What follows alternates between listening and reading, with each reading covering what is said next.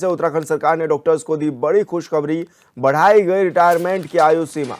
अब डॉक्टर्स राज्य में 65 साल की आयु तक दे पाएंगे सेवाएं।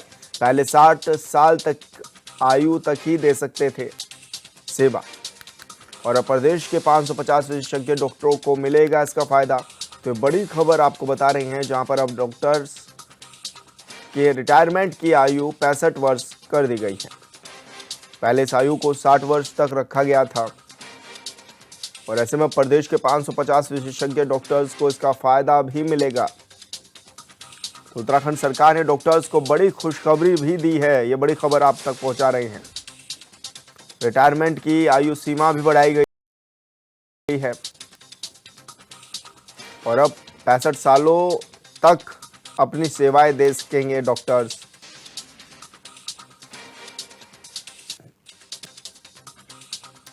पहले आयु सीमा 60 वर्ष तक रखी गई थी, और अब इसका फायदा 550 विशेषज्ञ डॉक्टर्स को मिलने जा रहा है।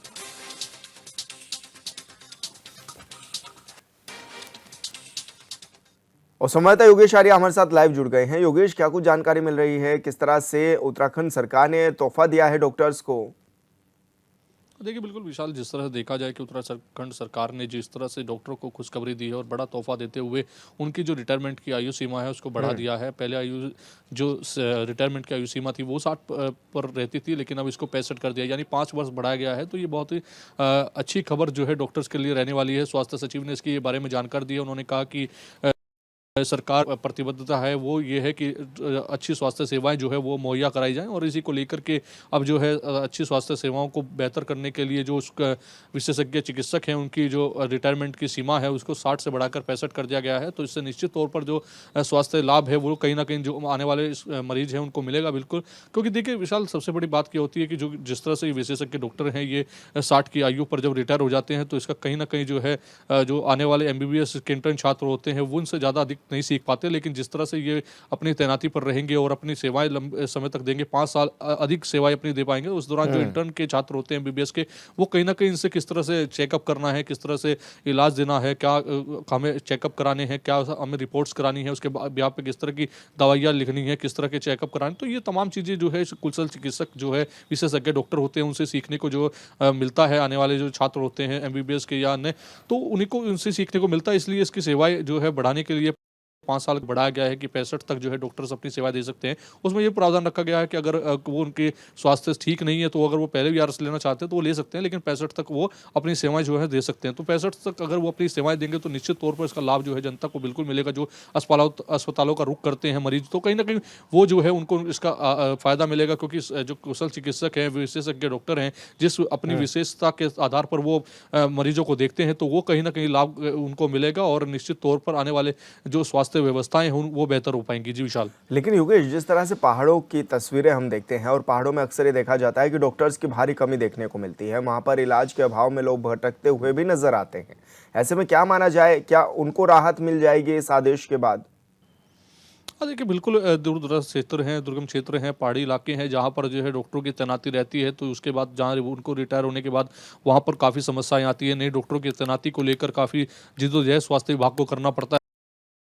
हाल ही में गया था कि करीब 122 के करीब जो है डॉक्टर्स थे जिनको जो है बर्खास्त करना पड़ा। उससे जो है उस स्वास्थ्य सेवाओं पर काफ़ी असर उनकी वजह से पड़ रहा था, क्योंकि ना तो वो तैनाती कर रहे थे, ना अपने समय पर वहाँ पर पहुँच रहे थे, जिस वजह से जो दुर्गम क्षेत्र के जो मरीज थे उनको काफ़ी लंबा सफ़र तय करते हुए अपने जो शहर थे वहाँ पर जाकर इलाज लेना पड़ रहा था। तो वहाँ की व्यवस्थाओं को सुधारने के लिए, बेहतर करने के लिए जो वहाँ पर डॉक्टर्स है, पुराने डॉक्टर्स जो वहाँ तैनाती किए हुए हैं, उसका कहीं ना कहीं इससे फ़ायदा मिलेगा, क्योंकि वो अब जो है 60 की आयु के बजाय 65 तक जो है अपनी सेवाएं वहां पर दे पाएंगे, तो निश्चित तौर पर वहां बढ़ेगा। लेकिन जिस तरह से हाल ही में अभी कहा गया था कि नए डॉक्टरों की तैनाती भी होनी है, नए डॉक्टरों की जो भर्ती भी की जाएगी, क्योंकि जिस तरह से बर्खास्ती हुई थी उसके बाद से डॉक्टरों की तैनाती नई नियुक्ति नहीं हुई है, तो उससे कहीं ना कहीं वो स्वास्थ्य विभाग को वो काम जो है जल्द करना होगा, क्योंकि जो पहाड़ी इलाके हैं वहां पर स्वास्थ्य सेवाओं पर तमाम सवाल उठते आए हैं। विपक्ष भी लगातार सवाल उठाता है कि जिस तरह से वहां पर स्वास्थ्य सेवाएं नहीं मिल पा रही है, लोगों को काफ़ी लंबा सफर तय करके जिद्दोजहद करनी पड़ती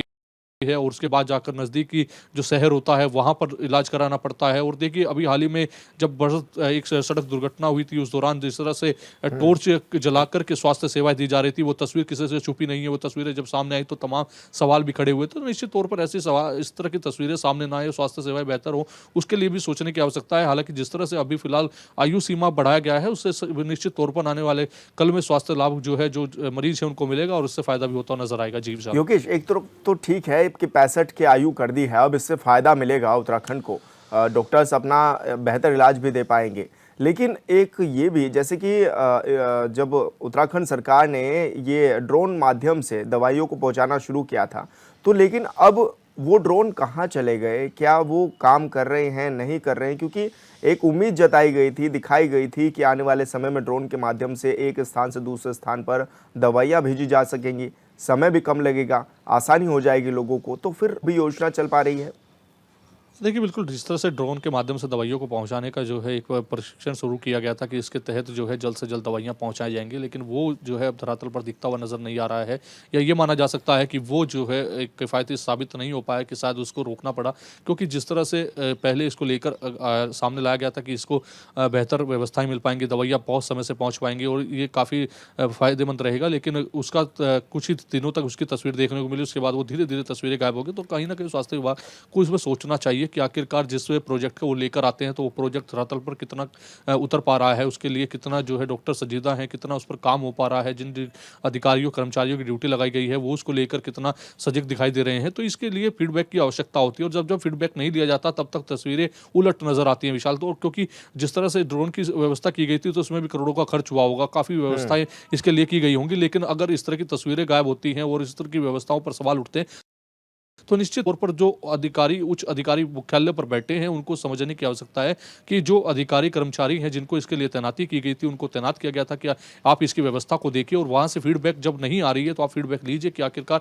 इन व्यवस्थाओं में कहाँ कमी रह गई, और अगर व्यवस्थाओं में कमी रहेगी तो उनकी लापरवाही पर जो है कहीं ना कहीं कार्रवाई सुनिश्चित कीजिए, ताकि आने वाले कल में जो बेहतर व्यवस्थाएं की आप बात करते हैं वो बेहतर व्यवस्था मिल सके, स्वास्थ्य सेवाओं पर सवाल न खड़े हों। क्योंकि जिस तरह से करोड़ों का खर्च किया जाता है वो इसलिए किया जाता है कि जो दुर्गम क्षेत्र हैं, पहाड़ी क्षेत्र हैं, वहाँ के लोगों को स्वास्थ्य सेवा बेहतर मिल सके। इसके लिए लगातार सरकार जो है अपनी तमाम जितने भी रैलियां होती हैं उनमें भी कहा जाता है कि हम तमाम व्यवस्था को बेहतर कर रहे हैं, लेकिन जब उन पर सवाल उठते हैं तो निश्चित तौर पर कहीं ना कहीं लापरवाही अधिकारी कर्मचारियों के सामने आती है, लेकिन उन पर जब कार्रवाई नहीं होती तो उनको बढ़ावा मिलता है। तो निश्चित तौर पर जो ड्रोन की सेवा शुरू की गई थी उस पर उसकी तस्वीरें कहाँ हैं, वो कहाँ चली गई व्यवस्था, उस पर कहीं ना कहीं अब स्वास्थ्य विभाग को सोचना और समझने की आवश्यकता है, और अगर उसमें किसी की लापरवाही तो उन पर निश्चित तौर पर कार्रवाई भी करने की आवश्यकता है। बिल्कुल योगेश, बहुत शुक्रिया आपका तमाम जानकारी साझा करने के लिए।